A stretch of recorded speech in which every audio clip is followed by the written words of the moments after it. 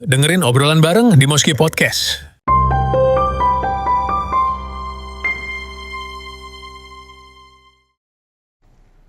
Assalamualaikum warahmatullahi wabarakatuh. Hai para Muskiners, selamat pagi, siang, malam yang dengerin gua siang hari atau malam hari. Dan kebetulan gua ada temen kuliah yang udah jadi kayak saudara gue sendiri, dan dia selalu mencanangkan sedang mengkampanyekan umroh mandiri. Oke, tanpa basa-basi kita sambut dengan Mbak Suci. Halo, assalamualaikum warahmatullahi Waalaikumsalam. wabarakatuh. Sehat Mbak Suci? Alhamdulillah sehat. Wah, alhamdulillah ya bisa ketemu ya. Padahal gua bilangin lu tuh udah dari tahun-tahun lalu tuh pengen banget wawancarain lu tentang umroh ya. Ya nggak jadi baru sempat ya. Kenapa ya? Sibuk sekali ibu ini. Oke, Mbak Suci, gua kan udah lama banget tuh pengen tahu, mungkin dari teman-teman yang dengerin podcast ini juga pengen tahu apa sih umroh mandiri itu. Bisa jelasin nggak sih? Kalau umroh mandiri ini dari pandangan saya yang udah 2 kali ngejalanin.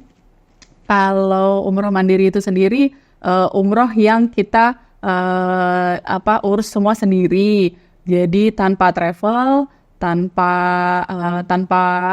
pengurusan dari travel itu sendiri. Jadi dari tiket, dari hotel dan lain-lain itu kita urus sendiri semua gitu. Sama sekali nggak ada tangan sentuhan tangan dari travel. Untuk paling kita request di visa ya, karena untuk dari programnya pemerintahnya sendiri itu harus terbit hanya dari travel saja yang untuk keluarin visa. Oh, khusus visa. Khusus visa aja, gitu. Harus dari travelnya. Yes. Travel manapun. Ada untuk visa sendiri sebenarnya ada jarang-jarang ya untuk travel untuk nerbitin visa. Cuman memang ada beberapa travel yang open cuman visa aja, itu juga ada yang bisa. Banyak kok, misalnya coba searching di mana namanya? Google. Bukan, di Facebook grup itu banyak. Oh gitu. Cuman kan ya namanya orang nyari-nyari di sosial media, takutnya kan kena tipu-tipu nih. Yo, benar. Ada nggak sih ciri-ciri travel yang memang benar-benar bisa untuk mengurusi visa itu?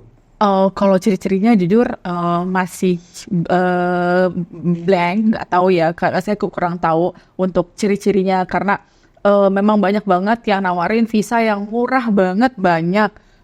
Tapi kebetulan saya lebih yang ke safety lah ya. Kalau misalnya secara visa saya jadi rekomendasi ke beberapa circle atau teman-teman sekitaran saya aja sih. Oh gitu. Oke, sebelum gue lanjut, ini gue bakal ngasih tahu dulu ke teman-teman yang mau dengerin, kalau pengen untuk melakukan kegiatan umroh mandiri, disarankan yang udah pernah ikut umroh travel ya?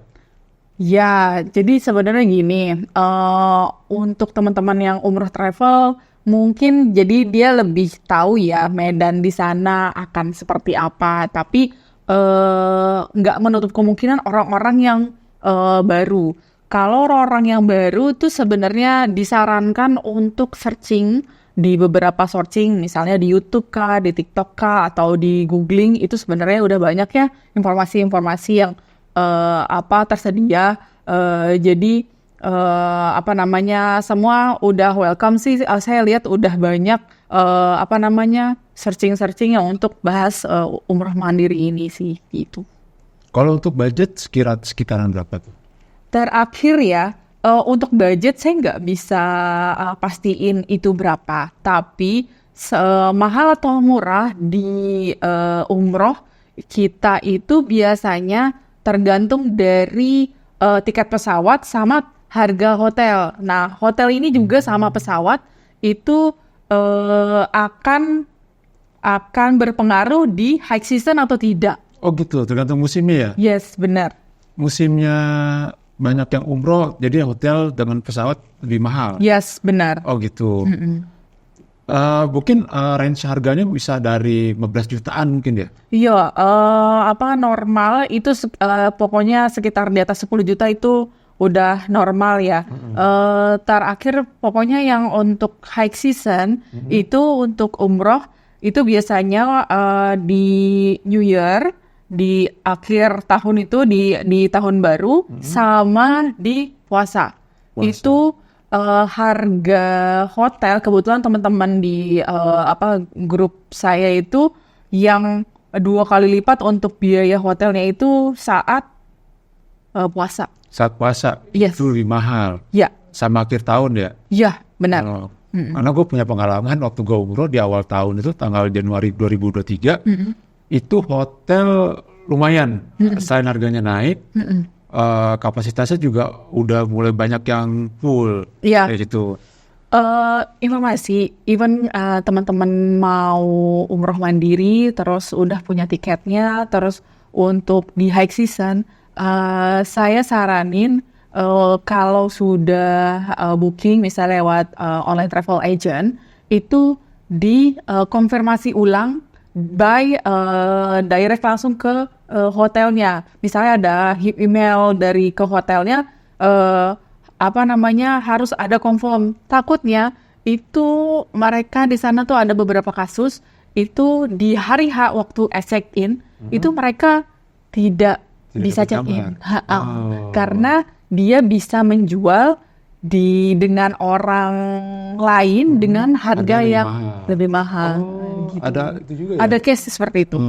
Oh iya, pernah dengar juga. Yo. Oke, gue pengen tahu nih tahap-tahapnya nih dari kita pengen pergi umroh mandiri, kan pengurusi visa. Ya. Setelah visa dapet, lalu kita beli tiket pesawat kan? Oke, gini. Pertama kali kalau kita mau umroh mandiri itu biasanya kita harus pegang tiket dulu. Oh, pegang tiket dulu, bukannya visanya dulu? Yes, jadi visa itu bisa terbit saat udah ada tiket. Oh, udah ada tiket. Iya. Nanti tiket udah ada, PP, baru kita ajukan. Misalnya kita sudah tahu nih ada rekomendasi gitu, atau memang misalnya kebetulan ada case teman saya itu pernah ikut travel, dia coba komunikasi minta tolong bantu untuk owner travelnya. Dia kebetulan ada jamaah kloter yang satu tanggal yang dia beli, dia bisa keluarin visa. Itu tergantung kita negonya sih biasanya. Oh, barengan sama travelnya dia gitu. Tapi biasanya kita nggak sih kalau kita ngajuin visa ke travel itu ditawarin, udah sama kita aja sekalian. Gitu. Iya, memang. Pasti ada kayak gitu kan? Jujur ya, untungnya travel itu biasanya dia bisa dapat margin dari pesawat, terus dari hotel, terus ada juga di sana juga mutawifnya, macam gitu sih. Oh, dari mutawif. Berarti kan kalau umroh mandiri itu kan kita tidak menggunakan jasa mutawif kan? Iya. Artinya Mbak Suci ini sendiri udah tahu nih tata cara umroh itu bagaimana seperti itu kan. Walaupun sebenarnya dari Mbak Suci sendiri tidak benar-benar mandiri, tidak sendirian di Madinah atau di Mekah. Pasti kan ada rombongan yang lain kan?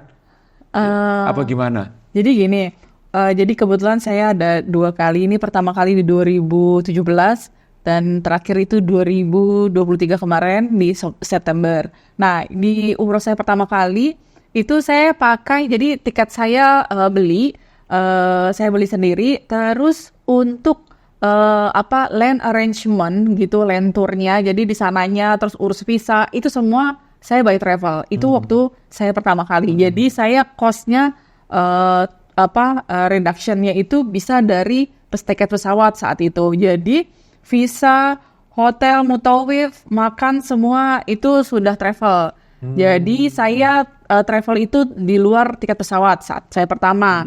Yang kedua, saya kemarin itu benar-benar pure mandiri kecuali visa.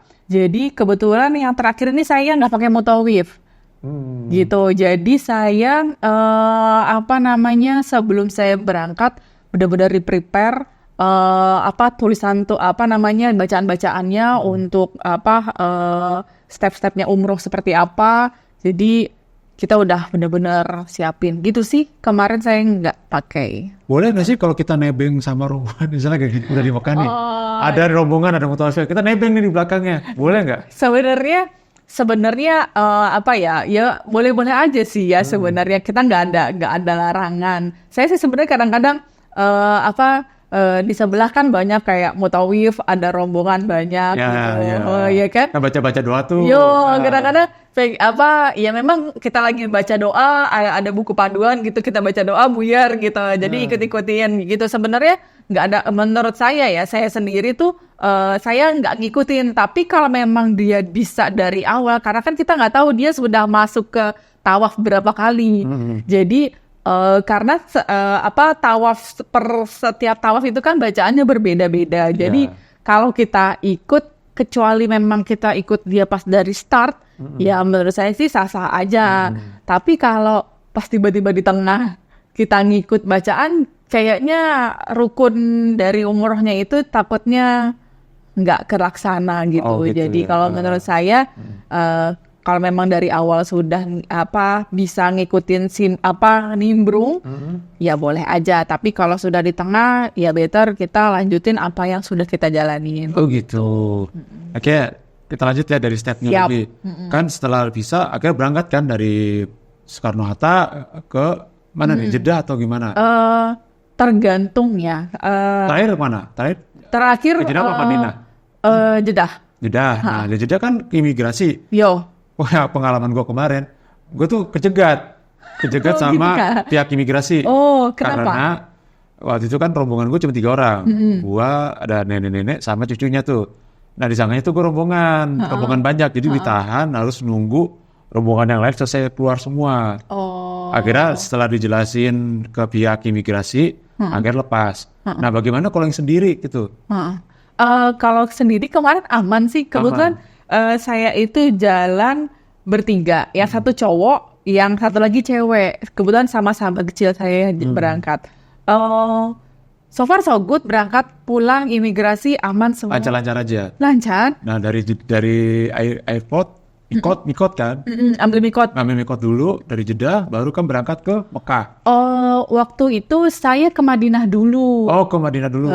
Jadi naik apa bis apa dari? Naik Harmain, kereta cepat. Oh, kereta cepat namanya Harmain. Yes. Itu 2,5 jam ya? Yes, sekitar segitu. 2,5 jam. Saya rekomendasi sih karena untuk tiket kereta cepat itu bisa diakses. Bisa langsung. Bisa online, aplikasi itu ada. Aplikasi online apa tuh? Ada Harmain gitu deh. Saya ada kayaknya di Google Store ada, Google Play ada deh kalau nggak itu salah. buat beli tiket Yes, kereta cepat. Tapi kalau kita beli langsung dadakan bisa, tapi lebih mahal. Oh, lebih mahal. Yes. Bedanya berapa? Bisa 2 kali lipat deh. Serius? Yes. Itu sih bukan beda. Bedanya lumayan, tapi ada benefitnya. Kalau kamu bisa, kamu misalnya ada yang tadi yang ada ekonomi, ada yang bisnis. Kelas-kelasnya. Ada yang bisnis, ada ekonomi. Tapi saya rekomendasi yang bisnis ya. Mungkin kalau beli langsung dapetnya bisnis gitu. Enggak sih. Benefitnya enggak ekonomi juga. Benefitnya apa? Naiknya lebih lumayan kan karena on the spot kali ya. Karena biasanya saya order itu 1 bulan sebelumnya. 1 bulan sebelumnya. Yes. Aplikasi itu udah open. Udah di Indonesia. Udah open. Yes. Oh gitu. Bayarnya via transfer atau gimana? Bisa debit. Oh debit dengan kartu yang kita punya. Yes. Tapi yang berlogo Visa kan? Ya, Visa sama Mastercard bisa. Visa dan Mastercard bisa. Oke, gue pengen kasih tau nih buat yang denger. Jadi kalau misalnya kalian lupa ngambil duit, nuker duit dari rupiah ke real, real apa rial sih? Real, kalian tuh bisa tuh ngambil di ATM-nya di sana. Selama kita punya ATM-nya itu berlogo Visa atau Mastercard. Tapi sekali ngambil itu kena charge berapa? 50.000 lah. Ya 50.000. Berapapun banyaknya, charge 50.000 kayak gitu. Mendingan kalau kalian ngambil di ATM sana, ngambil sekalian banyak gitu. Karena mau ngambil dikit banyak, charge sama 50.000. Oh benar. Oke, setelah nyampe di Madinah, hotelnya kan udah pesen berarti kan? Iya, dari sini. Nah itu lancar aja. Lancar. Dari stasiun kereta cepat ke hotel jauh nggak? Lumayan. Saya naik waktu itu saya download Uber. Oh, download Uber, Yes. ya taksi-taksi gitu. Yo, Taksinya yang Nissan Evalia bukan? Enggak. Mewah loh. Mewah, serius. Sumpah, benar. Gue naik taksi Mercy. waktu itu Evalia. Mercy. Mercy. Yes. Mewah. Itu kayaknya mahal nggak sih? Kalau menurut gue sih untuk di Timur Tengah, Arab ya itu standar lah. Standar ya. Nggak kayak yang di Jepang mahal banget gitu, enggak sih. Dari segi pelayanannya gimana? Ya oke lah, karena juga kadang-kadang dia juga bisa bantu kita. Oh, enak ya dibantu ya. Gue waktu itu naik taksi. Emang pesanannya si Ustadz itu kan, supaya gue dari Jeddah ke Mekah naik taksi udah gitu kan. Selama di jalan dia gerutu aja. Gue berasa didoain setiap di jalanan tuh. 2 jam tuh berasa didoain sama si supir taksinya. 2 jam? 2 jam. Dari mana ke mana? Dari Jeddah ke Mekah. Seingat gue 2 jam. Kok naik taksi? Naik taksi, karena kan gue cuma bertiga. Kalau gue barengannya rame. Kenapa nggak naik Harmain? Karena gue pertama kali umroh dan dapatnya travelnya seperti itu. Yang aneh itu. Ya mungkin Moskiners belum pernah dengar cerita gue. Mungkin nanti bakal gue ceritain ya tentang pengalaman gue umroh yang aneh, bener aneh. Tapi dengan anehnya itu, alhamdulillah gue dapat pengalaman yang berharga lah gue tentang umroh lah, kayak gitu. Nah lanjut dari Madinah berarti kan Mbak Suci ini lebih banyak fokus ke Nabawi kan? Nabawi 3 hari, Mekah 3 hari. Ibadahnya apa aja tuh? Kalau di Madinah ya biasa sholat terus sama ke Raudhoh sih. Raudhoh kan setahu gue ada. Terus ada aplikasi ya. Aplikasi. Kita harus daftar. Nah aplikasi itu mana? Main juga. Ada beda aplikasi. Saya tuh udah coba akses itu udah sekitar almost 1 bulan sebelumnya. Cuman nggak ijo-ijo tuh tanggal yang saya ada di sana.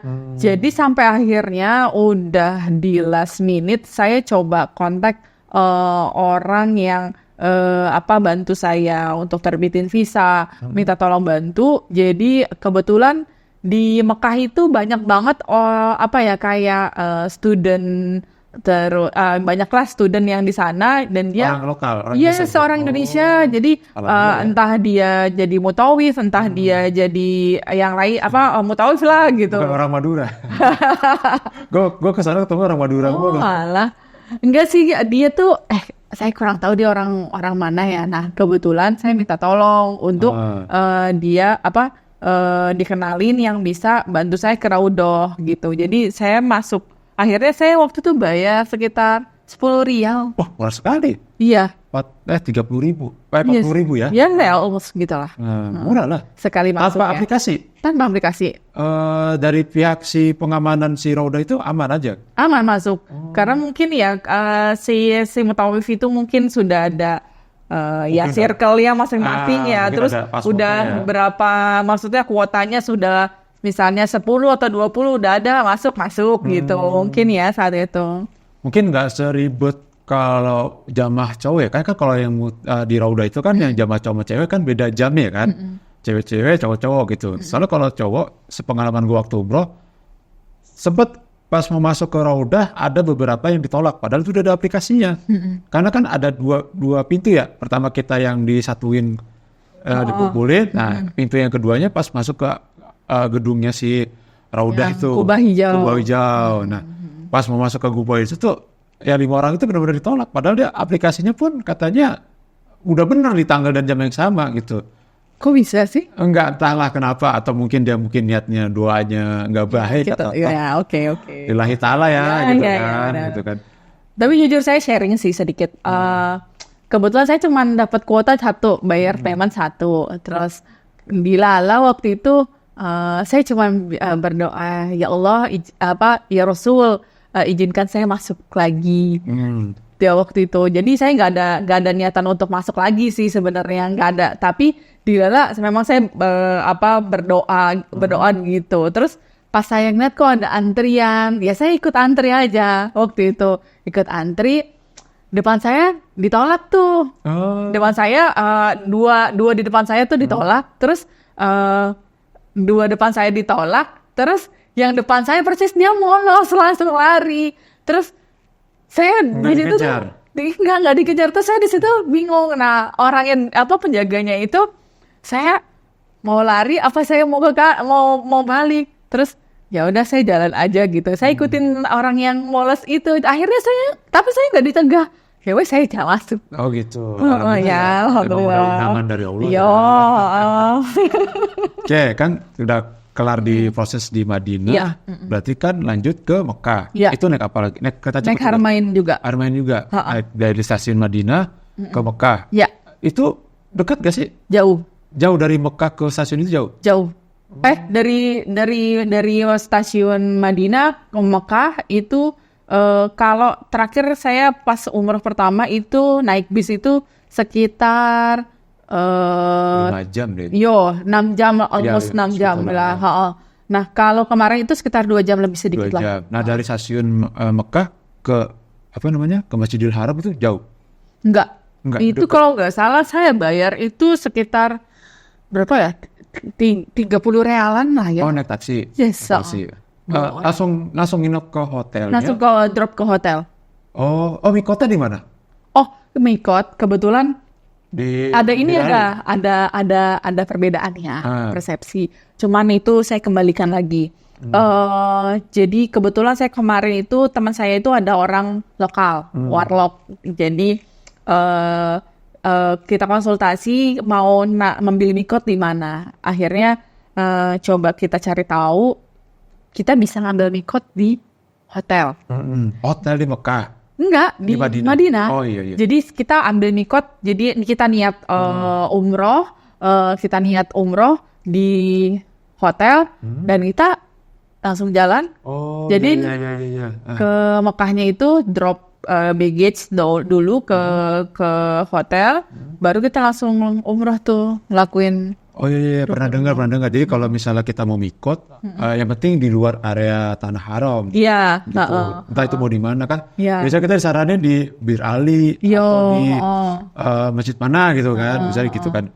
Oke, Muskiners kalau belum tahu apa itu mikot itu adalah proses kita penggantian dari baju kita biasa ke ihram. Kalau cowok tuh biasanya nggak boleh pakai apa-apa selain kain ihram. Tapi kalau cewek itu dibebasin. Ya sama yang pakaian yang berjahit.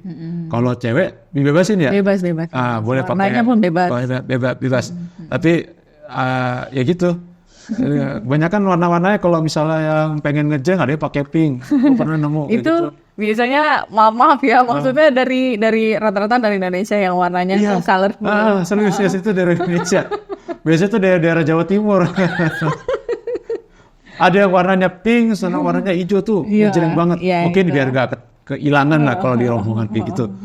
Oke, kan dari proses mikot akhirnya berangkat ke Mekah. Nah di Mekah itu ke hotel dulu kan, naruh segala macam, baru ke Masjidil Haram untuk ibadah wajibnya, umrohnya kan, keliling Ka'bah dan segala macamnya gitu. Itu prosesnya lancar.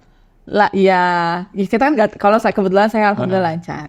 Berarti tetap masih bertiga dengan teman-teman. Kebetulan teman saya yang satu lagi extends banyak. Jadi dia di Madinahnya. Iya, dia itu total di sana almost 14 hari. 14 hari di Madinah. Enggak, jadi 7 hari dia di Madinah. 7 hari dia di Mekah. Jadi kita pecah. Jadi kebetulan yang ke Mekah itu ya berdua cewek-cewek, ciwi-ciwi. Oh gitu. Jadi yang akhirnya lanjut ke Mekah aja cuma Basuki dengan teman yang cewek. Udah berdua aja tuh. Iya. Tawaf, namanya Bukit Safa Marwah. Jadi gitu kan. Dan kulineran pasti kan. Kuliner. Kebetulan saya nggak cocok sama makanan sana ya. Jadi ya nggak begitu. Nggak nyobain bakso di kebun kurma. Enggak. Saya nggak, jujur pas kemarin itu memang rencananya sih tadinya mau ke Taif. Tapi saya rasa, waduh ini karena cuaca waktu itu sampai 41 derajat. Oh lagi panas-panasnya ya? Yes, itu mimisan memang udah mimisan? Sampai Jakarta pun saya masih mimisan. Karena cuacanya panas banget ya.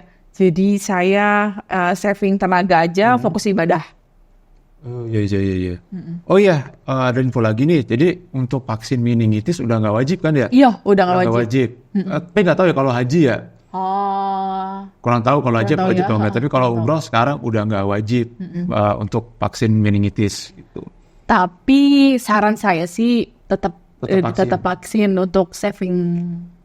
Ya, make sure buat badan. Mimisan itu pengaruh dari nggak vaksin apa sih? Enggak sih, cuaca. Cuaca ya? Nggak kuat panas, Cuaca.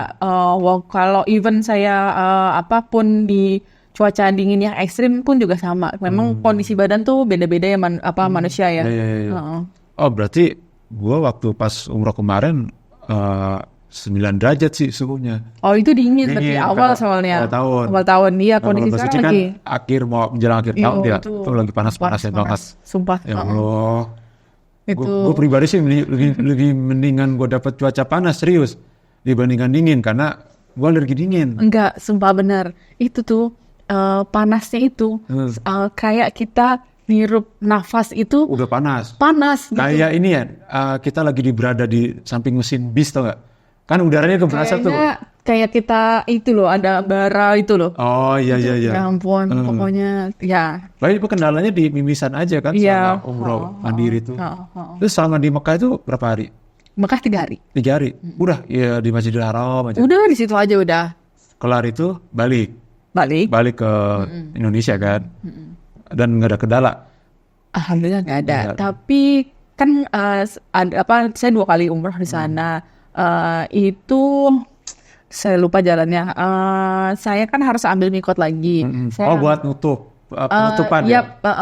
Saya 2 kali umroh. Jadi umroh terakhir itu saya ambil mikot di Masjid Aisyah kok. Oh iya, Masjid Aisyah. Ya, Ah. itu gampang banget. Menurut saya sih gampang, tapi lumayan jauh untuk jalan. Busnya free. Saat pakai shuttle. Naiknya dari mana? Aduh, terminal apa ya? Saya lupa. Cuma jalannya ke... aduh, saya lupa. Sorry, saya lupa. Jalan tapi lumayan jauh. Sempat nyasar juga saya. Sampai saya ngikutin shuttle bus hotel orang. Tapi nggak Enggak sih, saya balik lagi akhirnya ke Mekah. Terus saya cari jalan, maksudnya saya pengen cari tahu. Someday saya balik, saya harus share, tapi saya lupa, mohon maaf. Oh, yaudah nggak apa-apa. Mungkin nanti nextnya mungkin di Facebook atau bisa sharing gitu kan ya. Siap. Oke, Mbak Suci, ini juga pengalamannya juga lumayan udah cukup banget nih. Cukup jelas sih tahap-tahapannya. Mungkin dari Mbak Suci sendiri ada saran nggak sih buat yang orang yang pengen umroh mandiri selain mental? Pertama, karena ini yang tadi saya bilang, penentuan umroh murah atau tidak itu pertama di tiket pesawat. Rajin-rajin searching, mantau tiket pesawat, even itu direct dari sini langsung ke Jeddah maupun ke Madinah atau yang transit gitu. Itu kalau yang transit coba cek ini ya apa namanya waktu transitnya, siapin kondisi badan, itu pengaruh juga. Terus yang pertama, yang kedua hotel sih. Hotel jarak juga berpengaruh, dia jauh atau dekat dari Masjidil Haram sama Masjid Nabawi itu pengaruh juga. Jadi even saya saranin untuk umroh mandiri yang belum pengalaman jangan bawa orang tua dulu. Yang umurnya masih fit mungkin 40 tahun, di bawah 40 tahun yang tenaganya masih oke. Saran saya itu gak masalah. Terus cek juga kondisi badan gitu ya. Itu sih 2 itu sih yang paling penting buat saya. Kalau barang-barang bawaannya standar orang umroh pakai travel ya sama aja kan? Sama aja. Terus satu lagi saran saya, ini gak kalah penting juga. Jadi kalau kita even kita nggak pakai travel manapun, tolong setiap kita keluar, kita bikin ID card gitu. Bikin ID card. Jadi ditulis di situ ada foto kita, ada nomor paspor kita, terus tanggal kita perjalanan, misalnya di Madinah di hotel apa, maka di hotel apa, terus nomor paspor kita pakai maskapai apa. Jadi even amit-amit ada something di kita dan kita tidak sadarkan diri atau apa, ada tag. Ada datanya itu Yes, ya. ada tag yang kita bisa tanda pengenal kita. Mungkin tambahan ada nomor yang bukan nomor kita ya. Yes, Mungkin orang-orang yang di rumah iya, atau di mana. benar. Karena jujur ada case teman saya yang umroh mandiri itu handphone hilang, dompet hilang, semua hilang. Yang bisa menyelamatkan dia saat itu Cuman kartunya. card itu yang tadi tanda ID buat card. dikasih nomor telepon. Itu sih yang Iya, iya, penting. Berarti sebelum berangkat udah harus nyiapin itu. Wah, prepare cukup banyak. Oke, siap. Ada ini nggak sih hal khusus, misalnya barang yang khusus antara yang mandiri sama enggak? Apa sama aja? Kalau menurut saya sih sama aja ya. Sama aja ya. Tapi mungkin yang mandiri itu lebih ekstra, prepare-nya lebih ekstra lah. Jadi Karena nggak ada yang ngingetin lagi selain diri kita sendiri ya. terus untuk misalnya udah sampai sana, kadang-kadang kita kebetulan memang pengalaman juga pas udah sampai sana, rukunnya apa lagi nih gitu, kegok gitu, jadi langsung kegok. Tapi kalau kita kebetulan saya bawa buku panduan juga gitu, umroh saya sebelumnya, jadi masih ketolong lah gitu. Oke, sip. Waduh, ini inputan yang bagus banget nih buat kalian yang pengen umroh mandiri tapi bingung harus apa. Oke, kalau misalnya kalian belum jelas, coba aja nyetel ulang lagi di episode kali ini ya. Semoga apa yang dijelaskan Mbak Suci ini cukup jelas dan bisa menginspirasi kalian buat umroh mandiri. Apalagi yang pengen tiap tahun umroh tapi terkendala dengan budget. Tahu sendirilah kalau pakai travel itu agak mahal ya. Tapi kalau umroh mandiri biasanya setengah dari harga yang travel tawarkan. Tapi ya kalau misalnya kalian yang nggak mau repot atau takut kenapa-napa di perjalanan ibadah, gue saranin ya pakai travel aja. Kalau misalnya belum ada biaya, tunggu aja nih ya. Oke, Mbak Suci, terima kasih atas waktunya udah sharing sama Moski Podcast di sini dan semoga Moskiners bisa mendapatkan, gue sih berharap kalian mendapatkan hidayah buat kalian yang punya uang tidak mau umroh lah minimal sekali dalam seumur hidup kalian. Kalian bisa nyentuh Ka'bah dan melihat Ka'bah secara langsung, jangan cuma di poster ataupun di TV.